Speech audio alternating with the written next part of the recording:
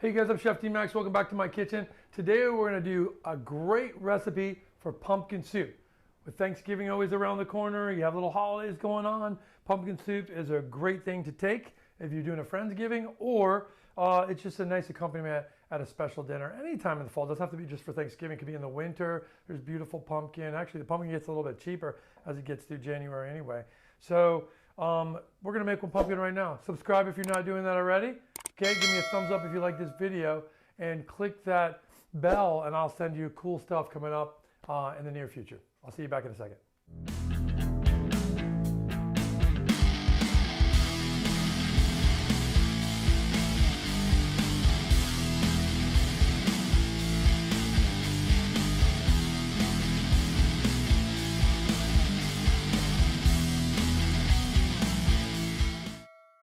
Okay guys, first thing I'm going to do is start off with, I want to kind of talk about this because I think a pumpkin soup's a great way too to give some vegetarians and vegans some options here. So I'll talk about that. I'm not going to make it that way myself, but I'm going to talk about it. And it kind of is. I'm just going to put a little bit of chicken stock in the soup, but you don't need it at all. Now, one of the things I'm going to have with this is some mushrooms. So I've got some mushrooms. What I'm going to do with these, let me grab this bowl actually, is I'm going to put my mushrooms in here. These are just sliced white mushrooms. You can see those, right? And those are, you can get those anywhere at the store. I took the kind of the stems out of them, and I'm going to use the stems when we do the sauce. Okay, so I'll show you that. So here I've got a nice piece of broccoli, and what I'm going to do is just cut the broccoli. I want to get rid of the big stems, right? So I'm going to cut around like this and get rid of the big stems. See that? So I'll stick that here. Now, these little pieces like this, I'm going to break it up. I want the pieces to be the size for a spoon, a soup spoon. So after they've been cooked, they're going to wilt a little bit, but you still want to make them small enough. So you just break these. You see how that is? Like you just twist it. And sometimes I'll just twist the stem piece and throw that away like that. So you just pull these pieces out, and what you end up with is all these like bite-sized pieces of broccoli. Now what we're going to do is after we make this creamy soup, we're going to serve it with this broccoli and these mushrooms as a condiment. Now you could also add, if you wanted to, bacon into this would be really nice. If you want to put some pancetta in here and let the pancetta crisp up with that, that would be fantastic, right? But if you are a vegetarian or vegan, then you can just put olive oil in this, right? Or for even you guys at home, if you just want to eat a little bit healthier, because you know that time of year is pretty, there's a lot of eating going on. So with that, I want to put pepper, and I want to put salt. Now with the olive oil, I put a good 2 tablespoons of olive oil in there because I want this to be nice and flavorful. I'm not going to put this whole spoon. I'm going to put half of this spoon. This thing in this pink salt, that's good enough like that. Now, I have some walnuts. I like walnuts for crunch, and also in the fall time, you know, this pumpkin soup, these walnuts make me happy. And I like them toasted with vegetables like this. It's really nice.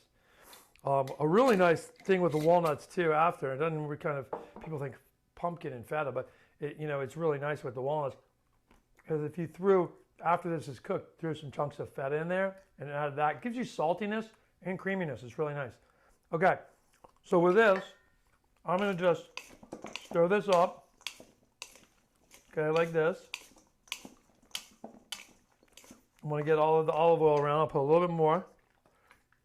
I put a lot of extra virgin olive oil. Extra virgin on that, make it good and flavorful. We're not burning the oil. We're just going to roast it, all right?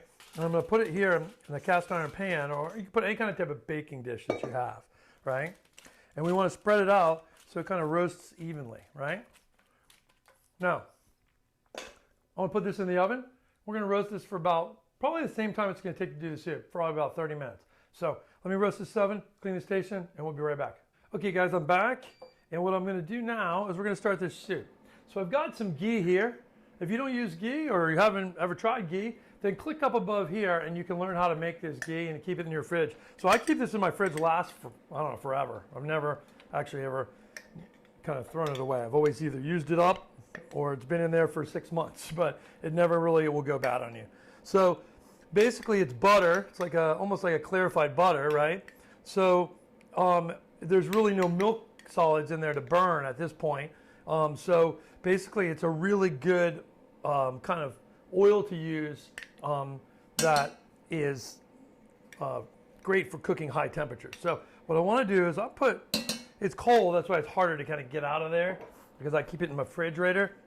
But you can see here, it's just going to melt down. Let me turn this up because we want to saute pretty fast here. So what I want to do is melt that down, and we're going to add our onions in. Now here you can see I've got onions. I've 1.5 onions. This is the last half. I just want to show you how we cut this. Basically it's just a whole onion. You cut the root there, you cut the top, you peel it, cut it in half, okay? And then after that, you stick it down here, and I'm just gonna, because we're pureeing this soup, we're just gonna slice it like this.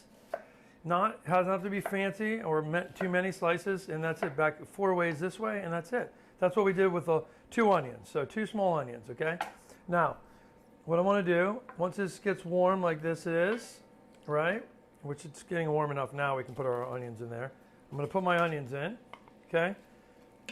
And we're gonna start to toast them. Now onions are the first one because onions have water in them, so it has sweetness too. You kind of want to saute these up a little, let some of the water escape, and let some of the intense flavor of the onion kind of develop. Some of the sweetness as that caramelizes is really nice in there too. I don't like to caramelize it too much because I want my pumpkin soup to look orange, right? So that's going to be a key piece, right? So other pieces that we're going to put in here, and I'll show you, we've got some carrots here. We've got 3 carrots. These are nice organic, like medium size. I don't peel it at all. I just washed them really good. I kind of scrub the skin.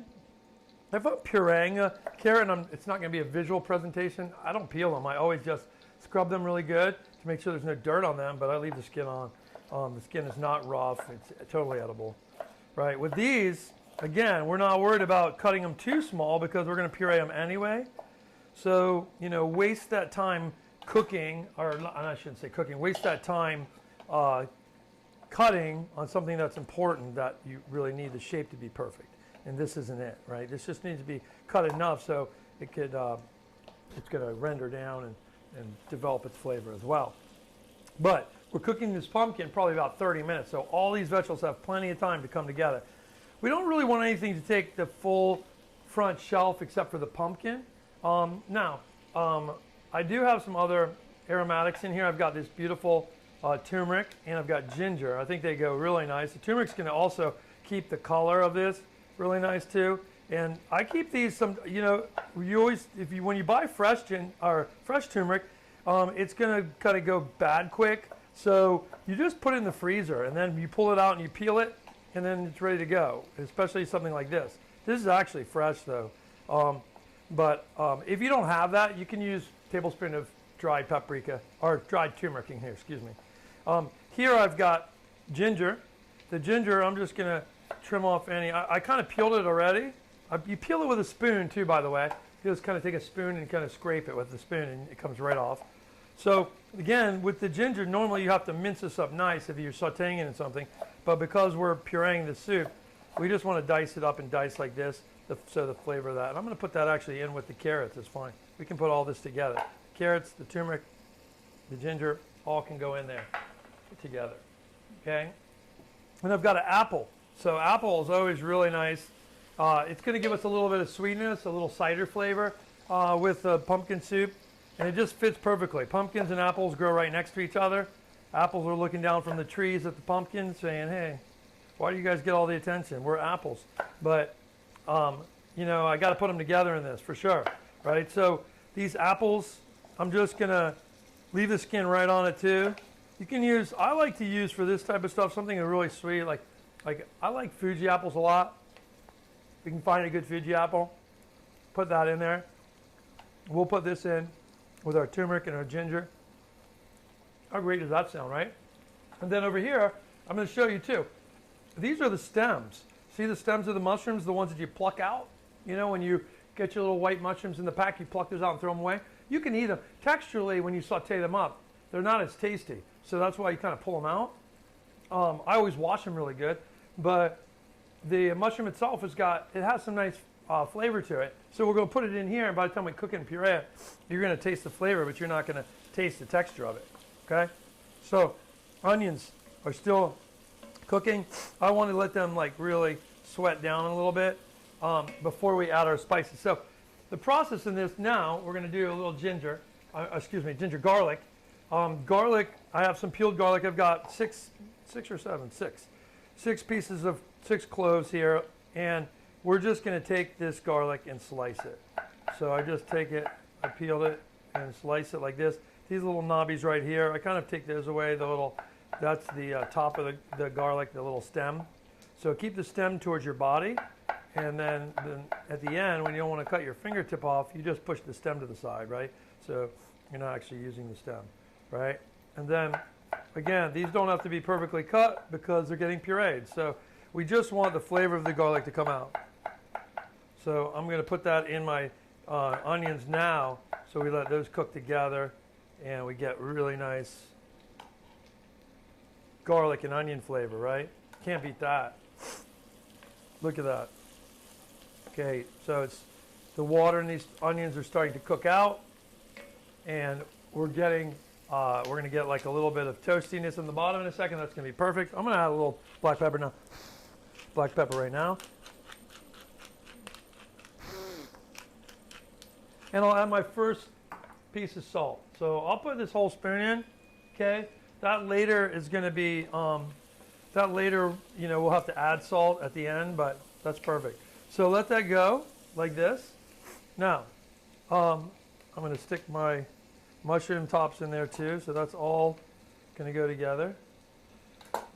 And the last thing is the pumpkin itself, right? So the pumpkin itself,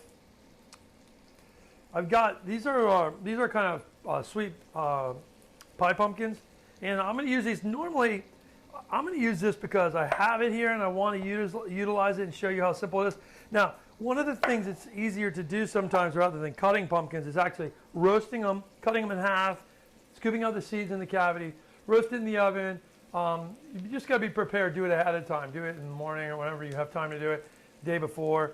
Roast it, and then after you roasted it, then you just peel it and then utilize it like that. But if you just have the pumpkin here and you want to go, cut the ends off like this, and then you see how I just come along the side of the pumpkin like this, and I basically peel it, right? Like this. And then what we're going to do is we're going to just dice this pumpkin up and cook it like this. Now, pumpkins. What kind of pumpkin should you use? The best pumpkin in my thought process, I love kabocha, like Japanese pumpkin. It has like a totally different flavor. It's got this really great, pumpkin flavor that you don't get from other pumpkins. Why am I not using it right now? Because I just don't have it in the house. I bought these to actually carve. And we actually carved a bunch, but I had a couple left over, so I'm going to actually and you can see these are just those pretty carving pumpkins, right? So with this, we'll just peel it like this to get any of the hard skin off of it, right? And then we're going to cut it in half, and we're going to take out the seeds, and then we're going to dice it up, and then that's where it's going to be ready to go. So that's it, like that. Now we'll cut it in half, and you can see you got tons of seeds in here, right? So we're going to scoop those out. But first thing I'm going to do, you see how this is starting to toast on the bottom there? That's where I want it. Now, at this point, we're going to add in our other veg. Okay, there's our carrots, mushrooms.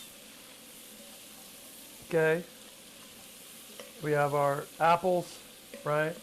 And all of that's going to give off some liquid, and it's going to take some of the brown on the bottom of here that's going to lift it off. But that's sweetness. As long as you don't burn that, it's all good. You want it brown, which is what it is right now. Okay? Okay, good. We'll let that go. Meanwhile, I'm going to take this little bit of ghee off of here, and I'm going to take my pumpkins. And I'm going to go ahead and take a spoon like this, and I just work it in a circle. And again, you guys have probably roasted your pumpkin seeds, so depending on how aggressive you want to get. It's a really nice garnish in the soup.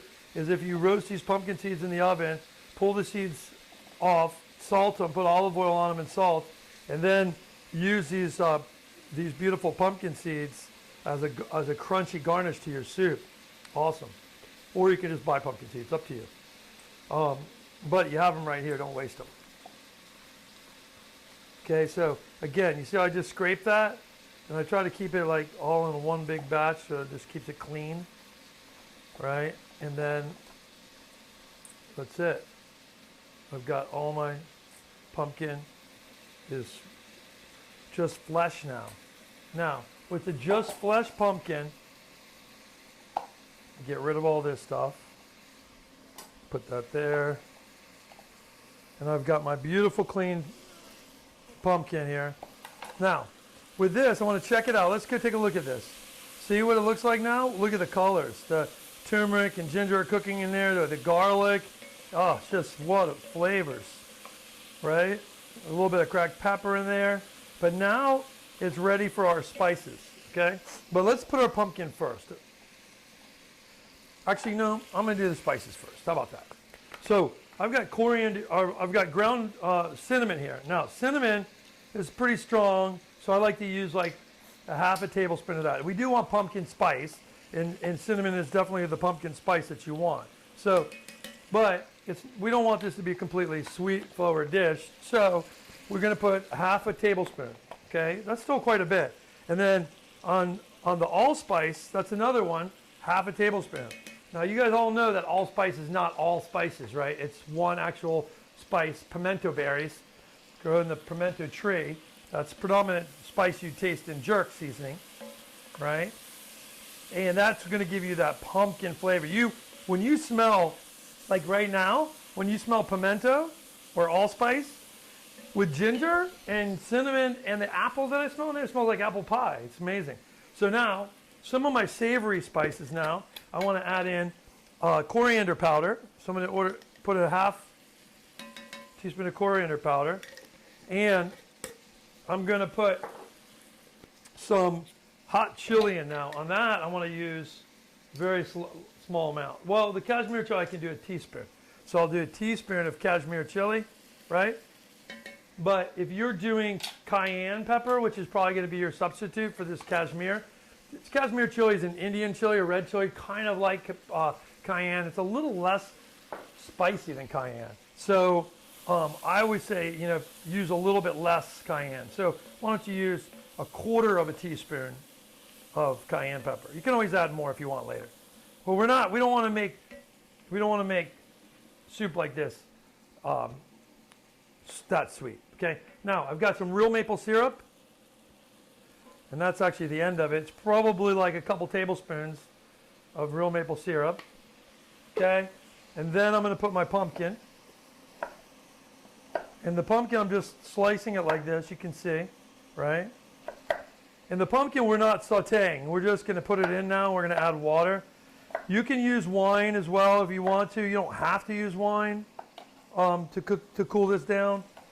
But that'd be up to you. Sometimes, yes, would I put in some wine? I'd probably put in a half a cup of white wine. But again, you don't need it in. It adds a touch of acidity, adds a beautiful kind of wine flavor. So if you got a bunch of kids eating and stuff like that, and there's no alcohol in it because we cook the alcohol out anyway. But kids sometimes don't like the flavor of wine, so we don't have to add wine in this right now, okay?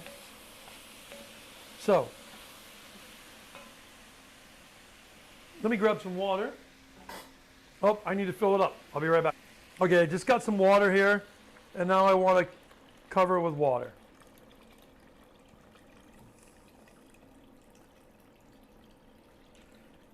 And with this, I want to give it enough water so it can reduce, right? Because we do want it to come down.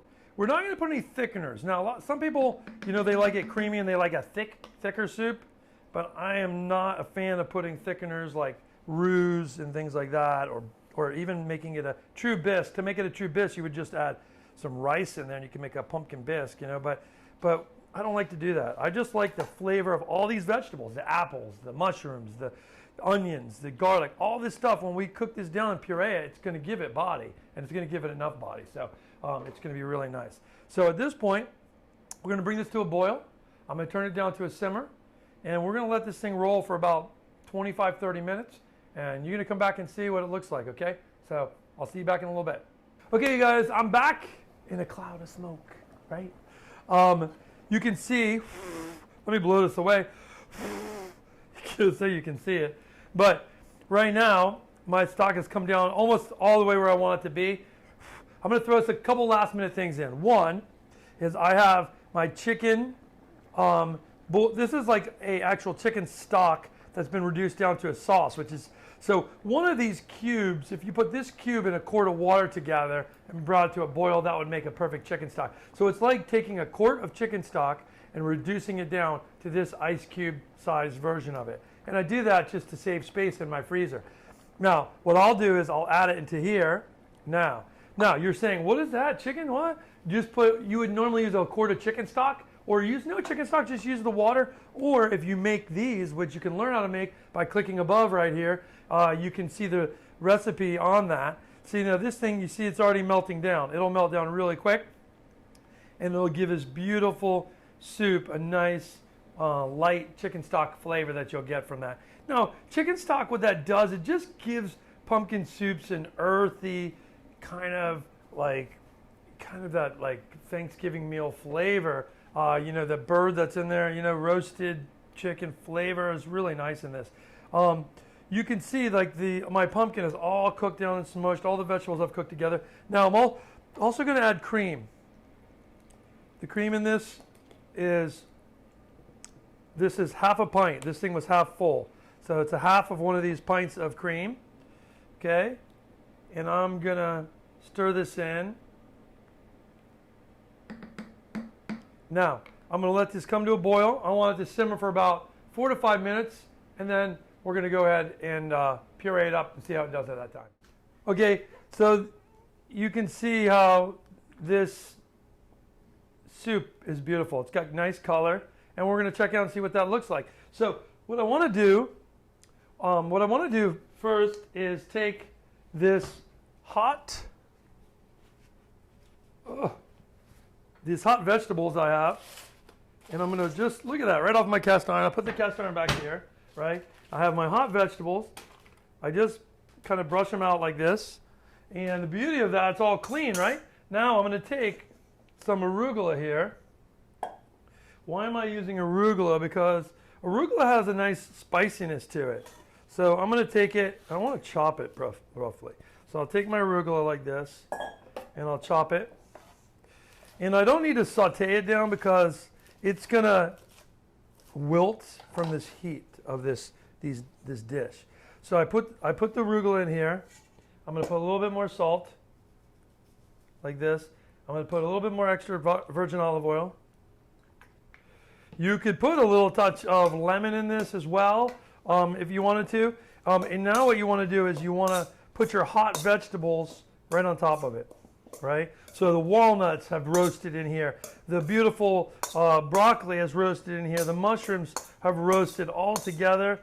We've got these great flavors. So if you're a vegetarian or a vegan, this is a great way to eat this. Now, if you're not, and you wanted, like I said, you wanted to cook this with some crispy pancetta, that flavor profile is really nice. Now look at if you look at the greens now, the greens have wilted down, right? And you've got this beautiful green ready to be eaten with this. So now let's just puree our soup. So to do that, I'm going to take my spoon here and I'm going to put it inside. You always want to be careful, not go slow at first, and then we'll go faster later. So I have to lift it up because some of those particles have to get under there, and we have to go. So I'm going to puree this. You guys be patient with me. Okay, you guys, it's getting much closer now, and the soup's getting nice and velvety looking. If you want to make this super smooth, it's just still very smooth, but if you want to make this super smooth, you can let it cool slightly, put it in a blender. When you're blending hot soup in a blender, only put halfway into the blender and blend it like that. And at that point, you'll make a much smoother soup by blending and overdoing these kind of hand blenders. These hand blenders get them beautiful. Look at the texture. So you guys can see it's creamy, right? It's got some little bits in there that you can see, but that's fine. But again, if you want to make this a beautiful, elegant, smooth puree, then put it in a blender. Okay, it's going to make a little bit of a difference. But again, this is for, you know, if you're doing this for Thanksgiving or Friendsgiving, it can be like a little rustic like this is nice. Wow, a lot of flavor. You know, all of those apple, ginger, spices, all that. What it does need is salt. We knew it needs salt because we only put salt in once. So I'm going to put in another half. So that would make one full tablespoon for the whole dish. So let's see what that turns out like. I'll blend it in. I just want to get it so it's all in there nicely. Now let's taste it again.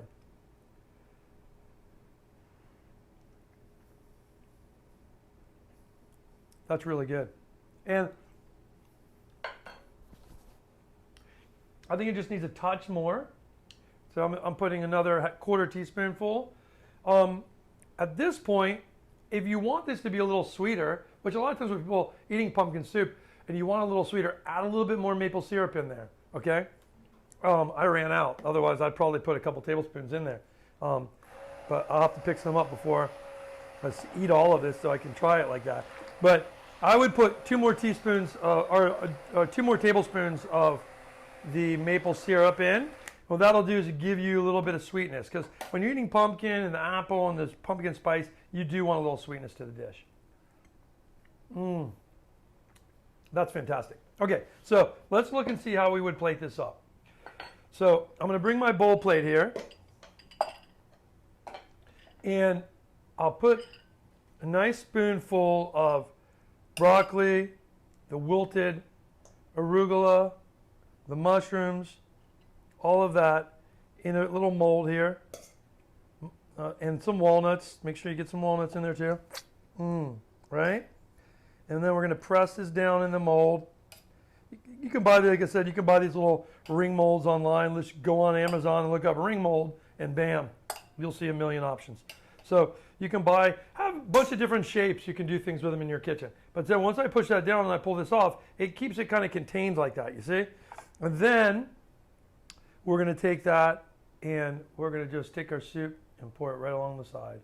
So I usually like to give for a portion about 8 to 10 ounces of soup, you know, unless it's part of a very long dinner. But if it's just a part of a first course and you're going to just have a second course and a dessert with it, that's what I would do. I'm going to put a little drizzle of extra virgin olive oil in there, okay? A little crackling of pepper, and that's it. Beautiful, right? So this combination is fantastic. Again, you can do tons of different flavors with lobster, or with the soup. You could do like lobster, you could do shrimp, you could do crab. All of those garnishes work great with pumpkin soup. On the pumpkins, remember, the pie pumpkins work just fine. To get really good deep flavor, red curry pumpkin, K-U-R-I, or kabocha squash, or kabocha pumpkin, the Japanese variety. You can find those at high-end grocery stores during this time of year too, in the fall. So I hope you enjoyed this. I'm Chef Dean Max. I'll see you back in the kitchen soon. Thanks a lot.